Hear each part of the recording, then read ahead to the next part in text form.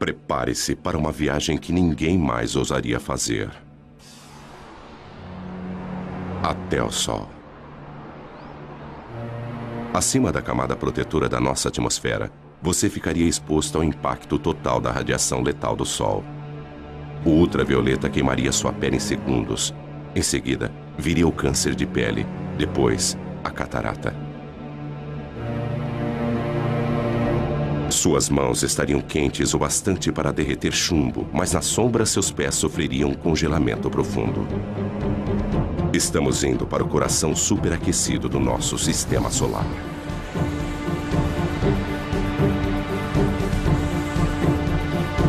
Aqui, forças invisíveis dão origem a arcos de fogo tão grandes que engoliriam a Terra.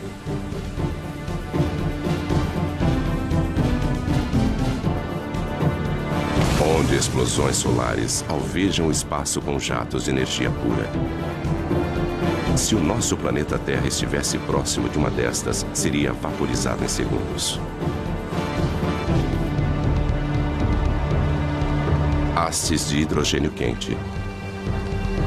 Este prato vermelho é invisível para nós na Terra, onde ficamos ofuscados pelo brilho intenso que existe abaixo dele.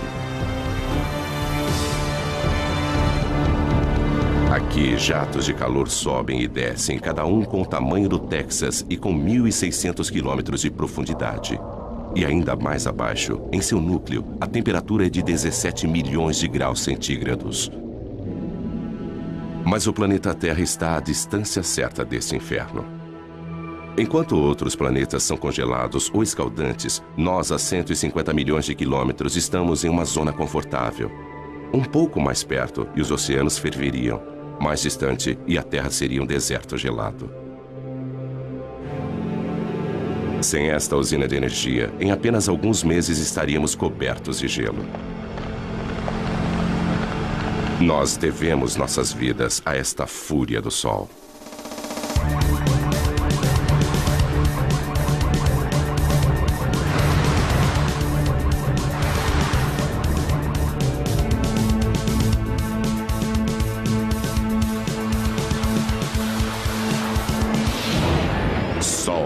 Indomável.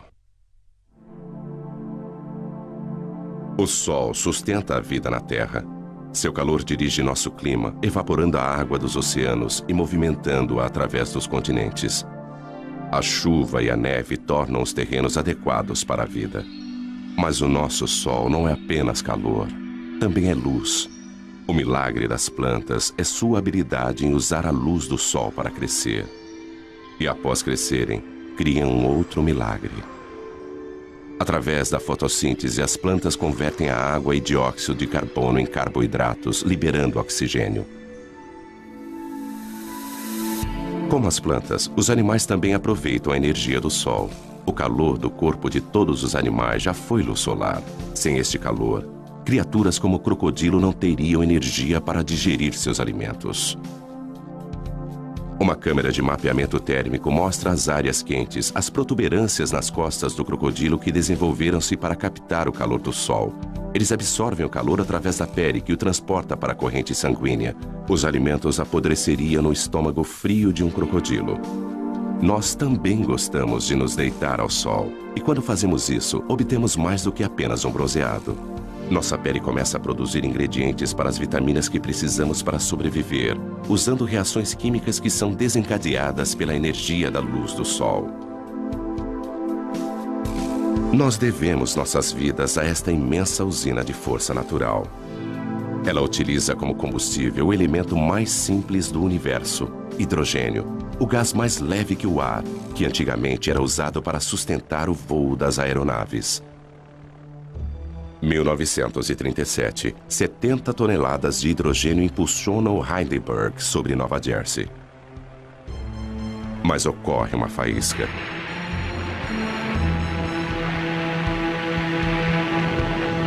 O gás se incendeia numa reação química.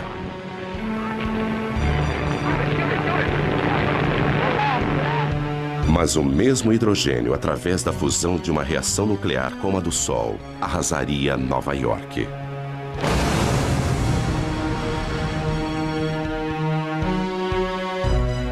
Por isso, o Sol é melhor observado a uma distância segura.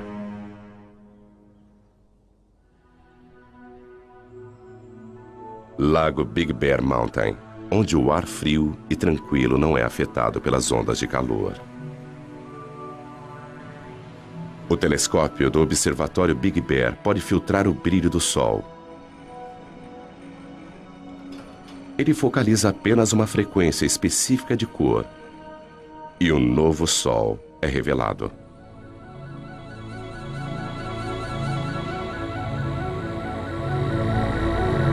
Deixando de ser um disco ofuscante e observando a luz emitida pelo hidrogênio quente, as características do Sol aparecem subitamente. Estas características refletem as variações do Sol, variações que, por sua vez, afetam a nossa Terra.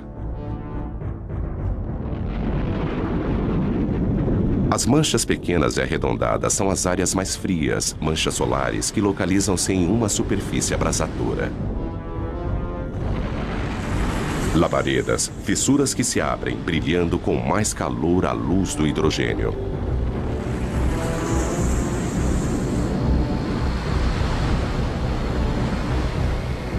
Estas manchas são algumas das áreas mais claras.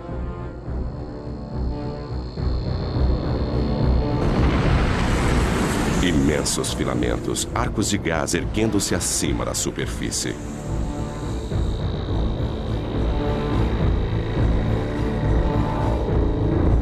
Vistos de frente, eles são as linhas escuras que serpenteiam sobre a superfície do Sol. Estas mesmas características, quando vistas contra a coroa, são chamadas de proeminências. Elas curvam-se para o alto, grandes o bastante para engolir a Terra. Os segredos do Sol são revelados pelo alcance da radiação que ele envia para o espaço. Há muito mais na luz do Sol do que nossos olhos podem ver.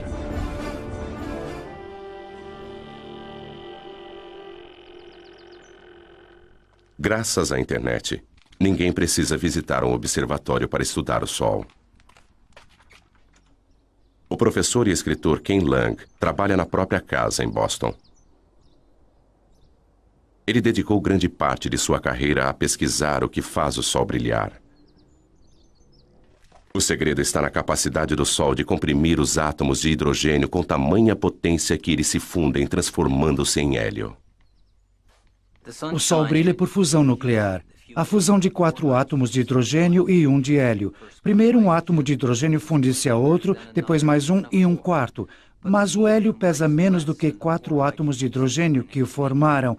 Então a massa é menor do que a que você utilizou.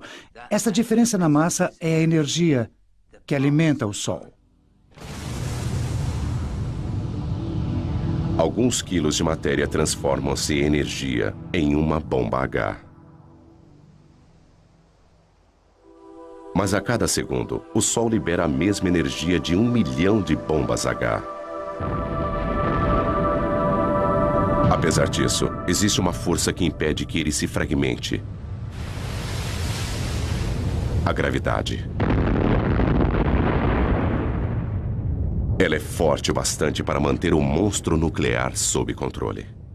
A gravidade comprime o Sol, fazendo com que ele se aqueça por dentro. As partículas movimentam-se mais rapidamente e a fusão nuclear ocorre a uma taxa mais veloz. Isso gera uma pressão de dentro para fora que faz com que o Sol se expanda e resfrie-se novamente. Mas quando a fusão obriga o Sol a se expandir, a gravidade volta a agir. O núcleo se aquece e a fusão nuclear aumenta. Então o pêndulo fica oscilando entre a gravidade e a fusão.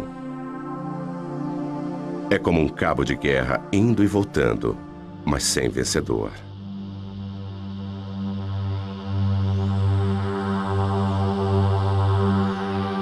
Tudo começou há 5 bilhões de anos, quando a gravidade agrupou uma nuvem de poeira cósmica. No núcleo, tornando-se mais denso e mais quente, o gás e a poeira fundiram-se. Cometas disparavam na direção do Sol recém-nascido. Hoje, o telescópio espacial Hubble observa o mesmo processo acontecendo em todo o céu.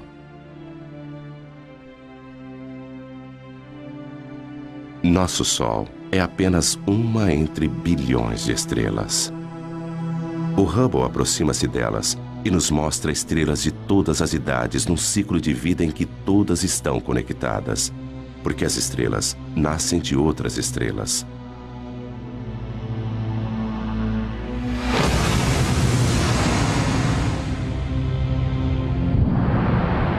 Uma enorme estrela explode e enche o espaço com seus fragmentos.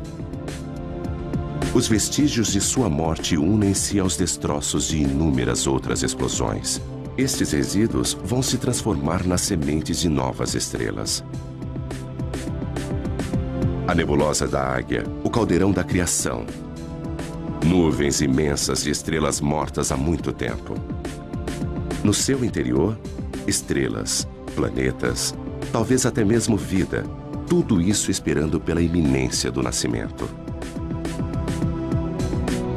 Mas no gás e na poeira que formam a nebulosa de Orion, a gravidade já reuniu os destroços e deflagrou o fogo celeste.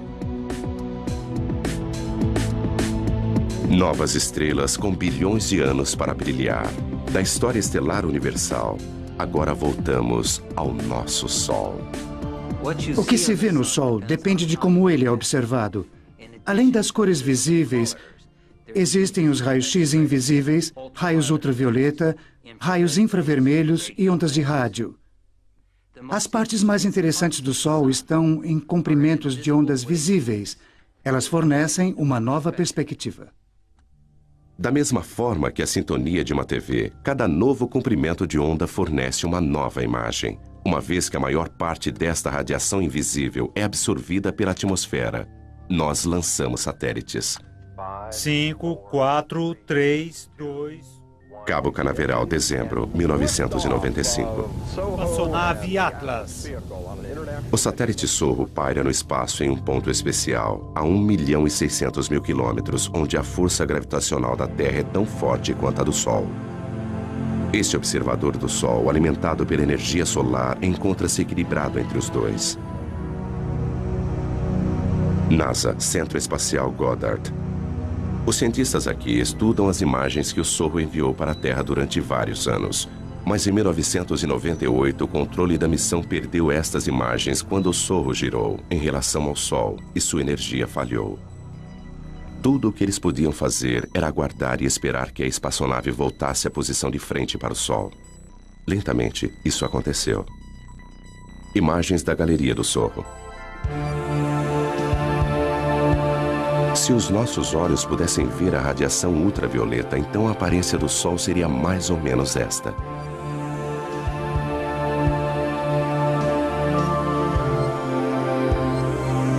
A visão de raio-x mostra manchas brilhantes e quentes. Observando a luz do hélio, uma coroa turbulenta é revelada. Aqui, os gases são movimentados por uma força invisível. Magnetismo. É ele que dá forma ao Sol.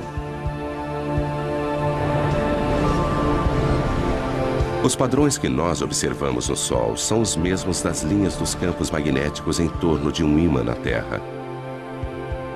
O magnetismo molda, dá forma e comprime tudo o que nós vemos no Sol. Ele energiza explosões potentes. Ele aquece a coroa solar. O magnetismo invisível governa o Sol. O Sol é tão quente que seus átomos de hidrogênio são desmembrados. O que sobra é o plasma, partículas escaldantes e eletricamente carregadas. E onde houver magnetismo, o plasma vai agitar-se. Aqui, nada fica estático. Este roda-moinho incontrolável é um furacão solar com 1.600 quilômetros de largura. E abaixo da superfície brilhante e visível, a convecção ergue gigantescas labaredas de plasma da fornalha sob pressão, mais abaixo.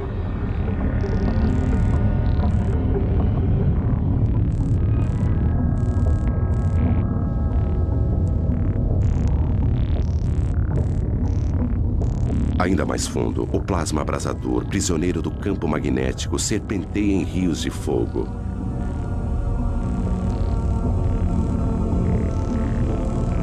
O Sol está em constante movimento. Os mapas mostram que o plasma movimenta-se em velocidades diferentes nas diversas camadas. O vermelho é mais rápido, o azul é mais lento. As partículas elétricas giram em redemoinho dentro do Sol. Mais depressa no Equador, mais lentamente nos polos. E essa diferença de movimento produz o magnetismo do Sol. Isso pode ser estudado com o telescópio McMath.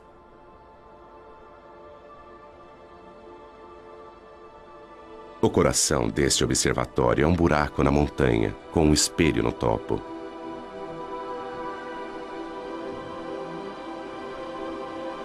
Don Jennings veio aqui para estudar o magnetismo do Sol. Apesar dele jamais alcançar a Terra, isso não vai impedi-lo.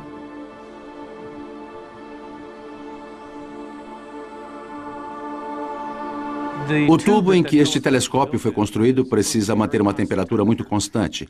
E, então, construindo dentro da montanha é como tê-lo dentro de uma caverna.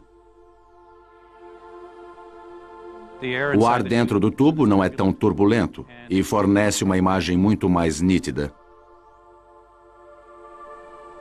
Ele tem um espelho no alto que capta os raios de sol e os envia a 90 metros de profundidade pela lateral da montanha até outro espelho que recebe o raio e o focaliza, formando uma imagem exatamente onde nós temos nossos instrumentos preparados.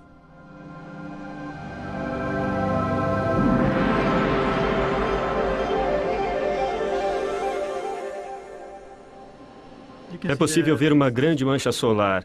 E o mais incrível para mim é aquela mancha solar ali atrás. São duas manchas solares desta vez e não uma só. E como estamos planejando mapeá-las? Alinhe a fenda ali e deslize para... Dom e Pedro Sada são mapeadores de campos magnéticos. É um trabalho duro. A paisagem e as manchas solares mudam constantemente. Manchas solares são áreas em que o campo magnético é muito forte e a atividade na superfície solar é muito intensa. E nós queremos estudar a estrutura dos campos magnéticos na região das manchas solares e também observar como elas mudam de hora em hora, de um dia para o outro.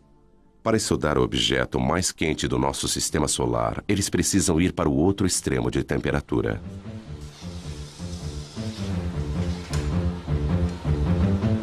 Nós precisamos encher nossos instrumentos com hélio líquido e nitrogênio líquido porque há um sensor dentro deles que precisa ser mantido a apenas alguns graus acima do zero absoluto a fim de operar corretamente.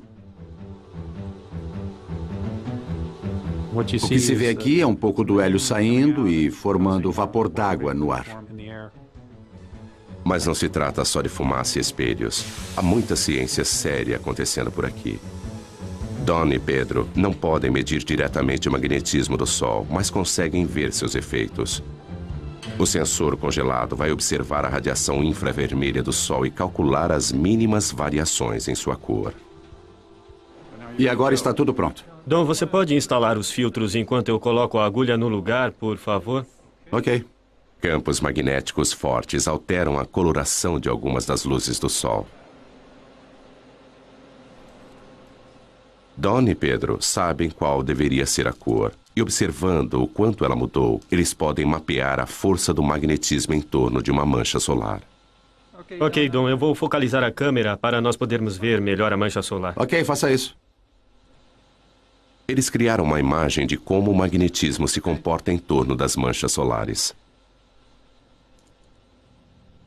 O campo magnético proveniente daquela mancha solar é quase como uma fonte que eleva-se no centro, muito concentrado, depois se espalha. E geralmente as manchas solares ocorrem em pares, ou talvez mais. E o campo magnético é proveniente de uma das manchas, talvez como no Polo Norte, de um ímã, e passa para outra mancha, que seria o Polo Sul. Dentro do imenso ímã do Sol existem estes outros ímãs. O plasma do Sol rastreia as linhas de campos magnéticos entre os polos norte e sul.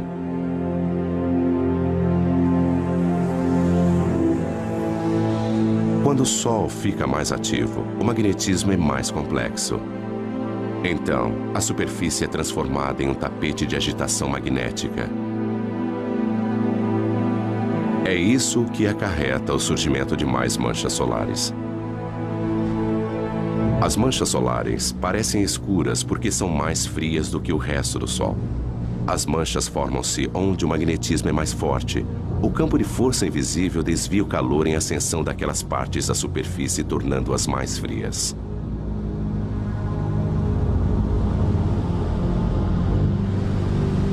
Se você pudesse entrar no centro de uma mancha solar, veria que ela apresenta uma ligeira depressão.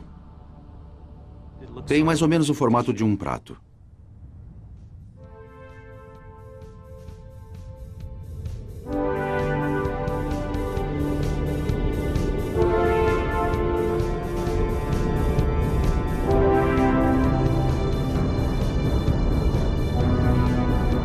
As linhas do campo magnético do Sol estendem-se para o espaço. Às vezes, elas são delineadas por seus gases aquecidos e formam enormes arcos.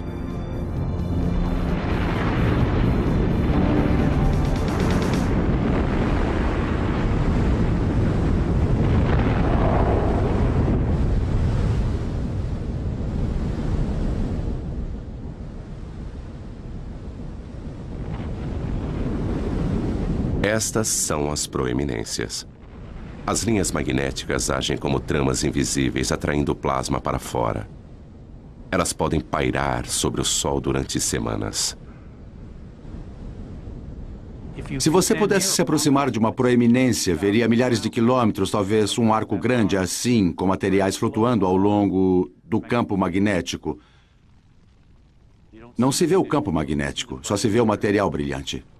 Arcos de gás que poderiam ir da Terra até a Lua. As linhas de campos magnéticos, quando formam uma proeminência, seguem um padrão de forma igual ao que vemos em torno de um ímã, e é o mesmo padrão.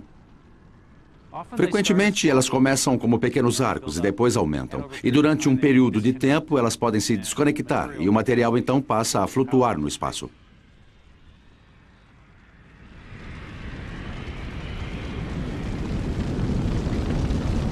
Um imenso estilingue solar lança longe milhões de toneladas de partículas.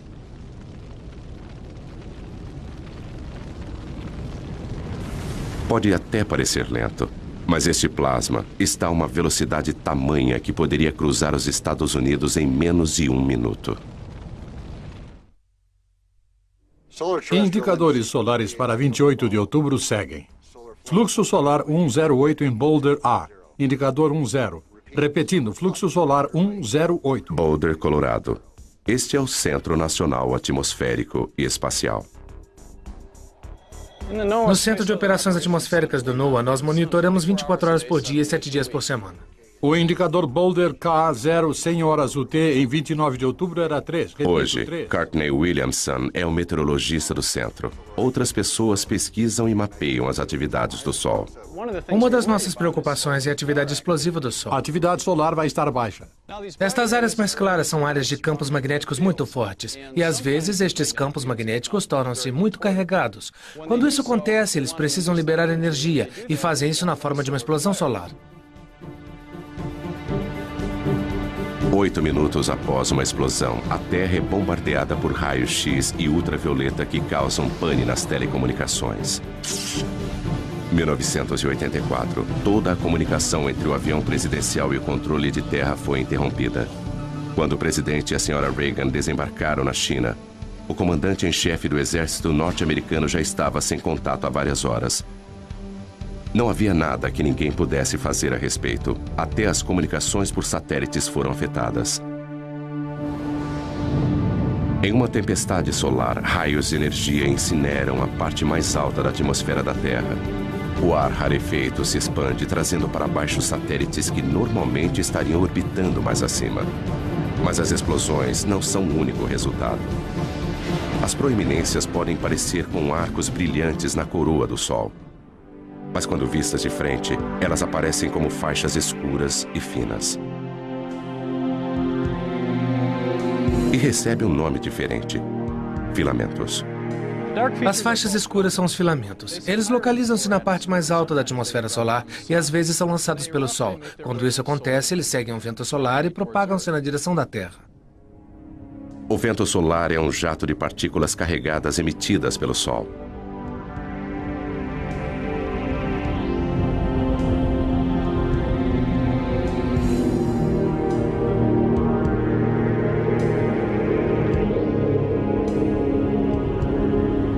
Nossa estrela sofre constantes explosões, enviando milhões de toneladas de elétrons e prótons para o espaço a cada segundo.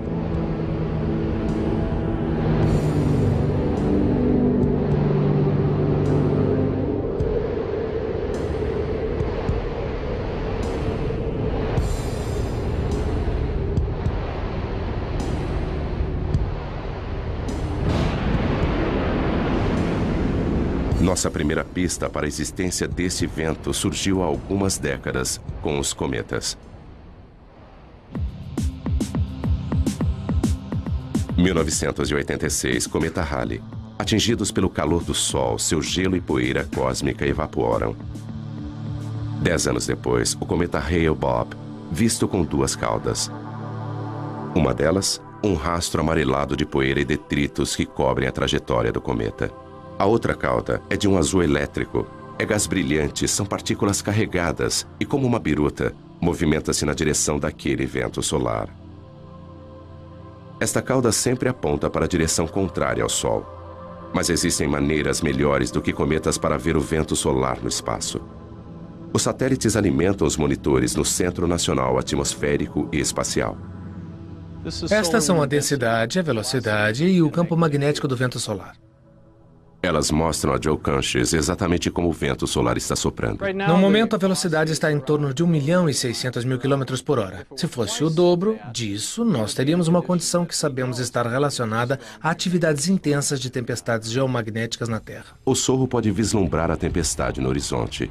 Como um disco no centro para filtrar o brilho do Sol, ele vê as partículas que estão sendo emitidas pelo Sol.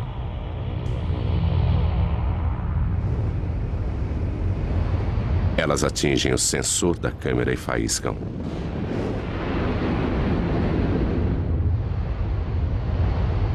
Várias explosões de partículas vão bombardear o campo magnético da Terra.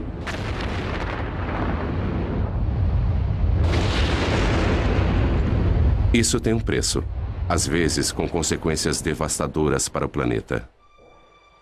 Esta imagem computadorizada mostra o campo magnético da Terra sendo bombardeado em 1997 por gigantescas rajadas de vento.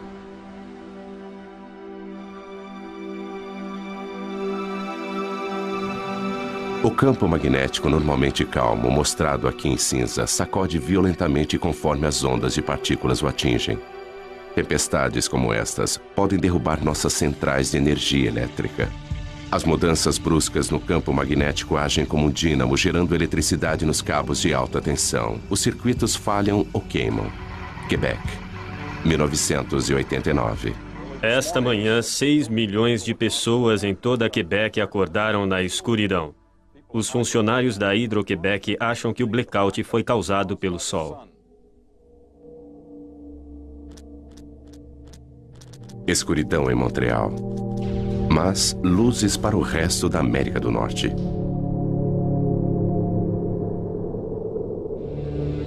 As partículas que derrubaram energia em Quebec alcançaram a Terra e produziram a aurora boreal e austral.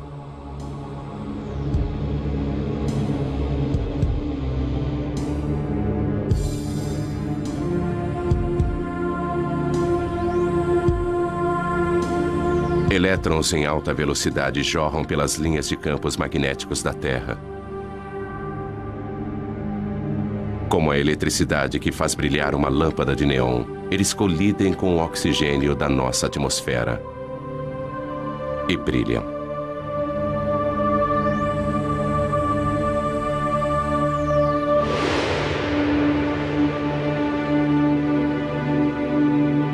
A quantidade de energia liberada pelo Sol é fenomenal. Se nós pudéssemos, de alguma forma, armazenar toda a energia que atinge a Terra em um único dia, ela seria suficiente para suprir a necessidade de energia do mundo inteiro durante 30 anos. Se pudéssemos aproveitar esta energia. Quando se trata de energia solar, Dave Reeves sabe que é preciso pensar grande. Barstow, Califórnia. Bem, estamos na maior usina de energia solar do mundo. Dave tem mais de 1 milhão de metros quadrados de refletores. Nós produzimos energia suficiente aqui, na média, para cerca de 50 mil casas. Em seus gigantescos campos na Califórnia, apesar de não cultivar nada, ele ainda consegue ter uma colheita. Estamos recolhendo a energia do Sol, concentrando-a com esses refletores em forma de parabólica para um tubo central, onde temos um fluido que aquece e depois transporta esta energia em forma de calor para conversores de calor que a transformam em vapor.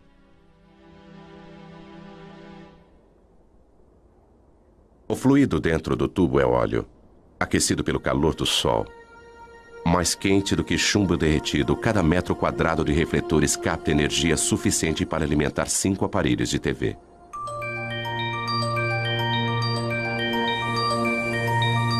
Da luz do Sol, as luzes elétricas. Apesar de ter programado 500 mil de refletores para seguirem a trajetória do Sol no céu, alguns raios solares ainda escapam de Dave. Nós contamos cerca de 30 dias nublados por ano, além de dias que são parcialmente nublados. Mas isso ainda nos deixa uma grande maioria de dias claros e ensolarados.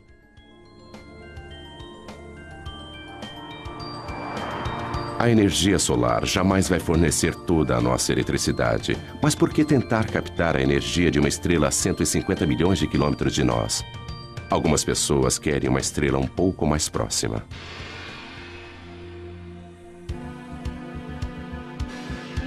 General Atomics, San Diego.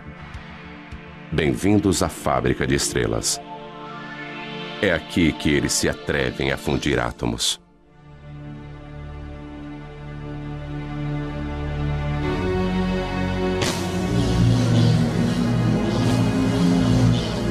Em um certo sentido, nós somos como uma mini fábrica de estrelas. Nós produzimos algumas coisas muito quentes aqui, muito mais quentes do que qualquer outra coisa na Terra. Rick Lee vai entrar na pequena câmara, onde os cientistas estão tentando produzir uma estrela na Terra. Ele veste roupas protetoras para manter a asepsia. Um contágio a 200 milhões de graus de temperatura causaria danos inimagináveis. Esta fábrica de sóis é a última tentativa de um sonho de 50 anos, uma fusão nuclear controlada. É um monstro da engenharia. Tudo isso para tentar reproduzir o que o Sol faz todos os segundos de todos os dias. Apesar de ser um cientista, para embarcar nesse projeto, Rick precisou aperfeiçoar-se em uma arte. Bom, é meio apertado aqui. É como dar à luz. Mas se eu ficar de lado e for avançando por aqui... Espera. Girando um pouquinho... Colocando os pés aqui em cima e andando pela parede. Não é assim tão difícil. O Sol comprime os átomos juntos com a gravidade. Rick utiliza uma outra força.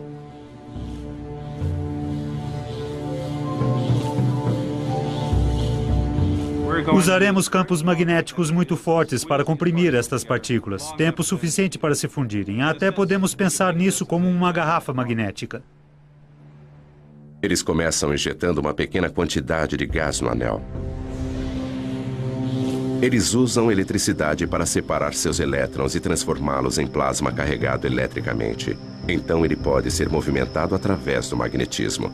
Vai encher quase até aqui. E depois nós vamos ligar os eletroímãs lá fora que vão produzir campos magnéticos para comprimir o plasma quente até esse tamanho, onde a parte mais quente, a parte mais densa, ficará assim do tamanho da minha cabeça. Mas apreender o plasma com magnetismo já foi comparado a segurar gelatina com elásticos. Atualmente, eles só conseguem manter a fusão por alguns segundos. É incrivelmente sedutor criar um Sol na Terra, porque o combustível, hidrogênio pesado, é barato. É uma variedade de hidrogênio que ocorre naturalmente na água do mar. Controlando a fusão, esta seria uma fonte barata de energia para as gerações futuras. Eclipse no Caribe. Uma coincidência cósmica. A Lua está com o tamanho e a distância perfeitas para encobrir o disco brilhante do Sol. Somente quando o Sol estiver completamente eclipsado é que será seguro retirar esses óculos especiais. Então, será possível observar a camada externa e secreta do Sol, a coroa. Apesar de estar 3/4 encoberto, ainda é dia claro.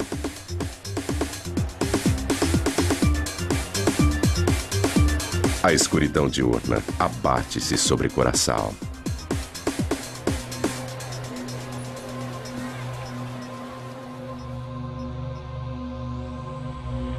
A lua devora as últimas porções do sol. Falta pouco.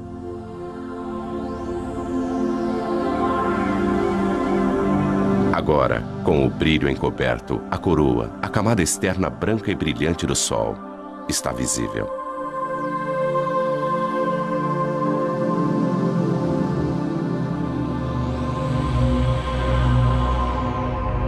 Surgindo acima do Sol, um pontinho de luz. E mais um a sudoeste. São Júpiter e Vênus. Apesar da Terra estar na escuridão, estes dois planetas, a milhões de quilômetros de distância, estão no lado iluminado do Sistema Solar. Mais abaixo, às 2 da tarde, está escuro como a noite. Imagens de um outro eclipse. Nem todos os campos magnéticos são arcos fechados. Alguns estendem-se para fora e a coroa os segue em raios. As linhas magnéticas lançam-se para o espaço e, às vezes, é possível ver uma proeminência.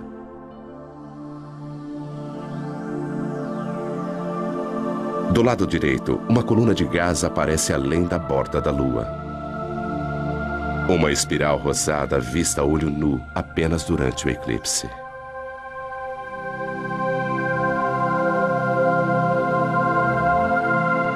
Mas o eclipse no Caribe termina em apenas alguns minutos. É como um anel de diamante, quando os primeiros raios do Sol incidem sobre os vales da Lua. Os cientistas gostariam de ver a coroa todos os dias, mas os eclipses são raros e difíceis de acompanhar.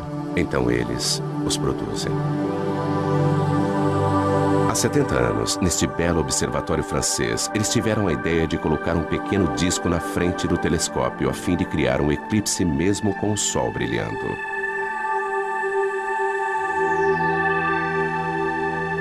Eles observam o que acontece em torno da coroa do Sol. Durante 2 semanas, as proeminências aparecem e somem, e a expulsão de partículas enche a coroa e aumenta o vento solar. Isso dá ao Sol um halo avermelhado. Fora da nossa atmosfera, o satélite Sorro consegue uma imagem ainda mais clara. Combinando isso com uma imagem do Sol, nós podemos ver como a atividade na superfície lança partículas na coroa.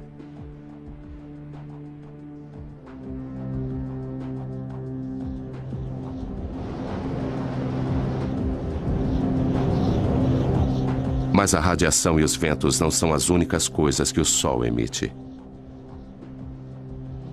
Partículas minúsculas, os neutrinos, jorram do cerne nuclear. Um subproduto da fusão. Eles são como o resíduo do escapamento de um carro, que podem nos indicar como o motor nuclear está funcionando. Sudbury, Ontário. O Observatório de Neutrinos Solares. Durante 3 anos, a mais de 1,5 km de profundidade, eles escavaram uma imensa caverna com 10 andares de altura. O coração do detector, onde eles esperam capturar alguns neutrinos, é um gigantesco tanque de água. Se nossos olhos pudessem ver os neutrinos, eles choveriam com mais violência do que a pior nevasca imaginável. Nada entra em seu caminho. Atravessar 2.000 metros de rocha não é nada para essas partículas.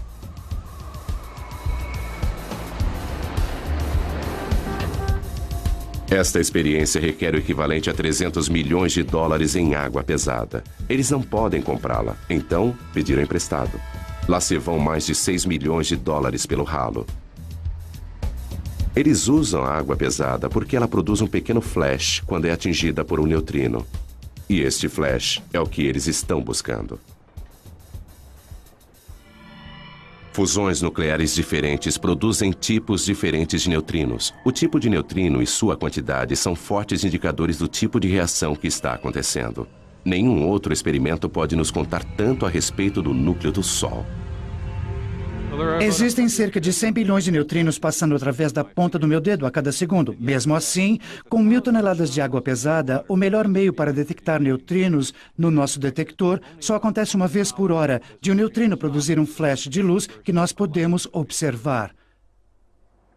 Descendo, no nosso caso, a uma profundidade de 2.000 metros, nós temos um grande paredão de rocha para evitar que os raios cósmicos atinjam o nosso detector.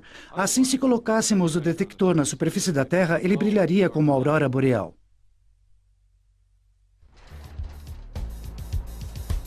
O caçador de neutrinos Duncan Hepburn trabalha em um observatório solar onde o Sol nunca brilha.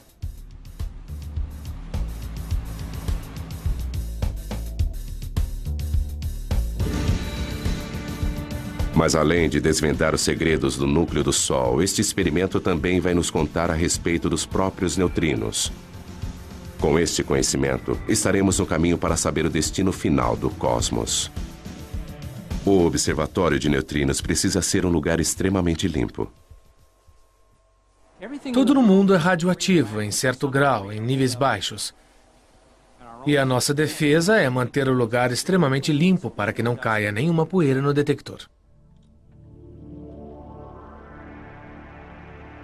Este laboratório subterrâneo é mais limpo do que uma sala de cirurgia. Duncan precisa se higienizar. Todo mundo que entra toma um banho. O mecanismo básico para detectar um neutrino ele vem do Sol, através de nossa Terra, para dentro da água pesada.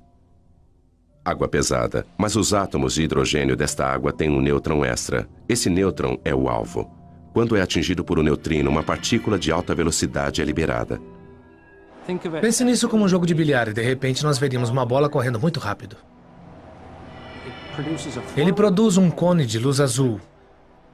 Portanto, em torno do tanque de água pesada, colocamos 10.000 sensores de luz que estão sintonizados para captar esta luz azul e contar sua incidência.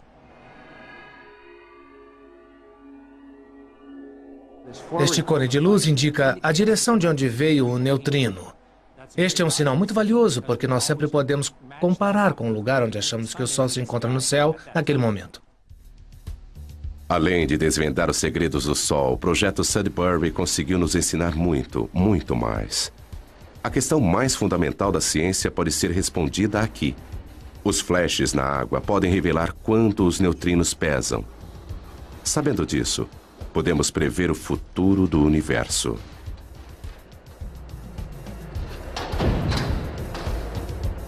Existem mais neutrinos do que qualquer outro tipo de partícula no universo. Se eles possuírem uma massa, mesmo que minúscula, isso pode influenciar a atual expansão que está acontecendo desde o Big Bang e talvez até gerar um Big Crunch há bilhões de anos no futuro. Mas qualquer que seja o fim do universo, a morte da nossa estrela acontecerá bem antes.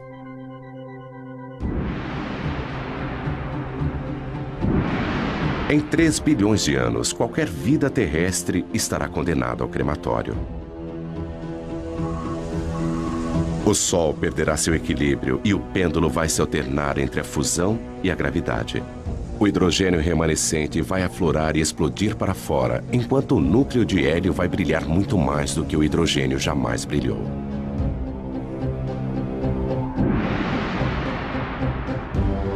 Com a expansão do Sol, os planetas mais próximos serão incinerados. As calotas de gelo de Marte derreterão.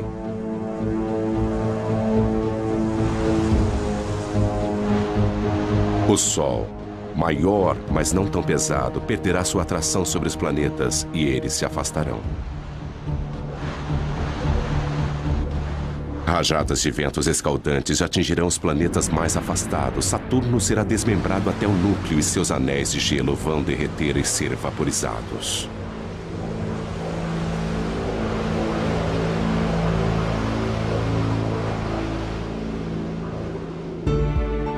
Antigo gigante, Júpiter agora parece modesto, encoberto por sua lua Europa, cuja calota de gelo derreteu e transformou-se em oceanos. O sistema solar está irreconhecível. O Sol consome a si mesmo agora, tornando-se uma anã branca, alimentando-se das cinzas elementares das fusões anteriores. Em sua fase final, ele lança imensos jatos de poeira cósmica e os resíduos de sua morte alcançam muito além de seus antigos planetas. A ampulheta esgotou-se para o sistema solar.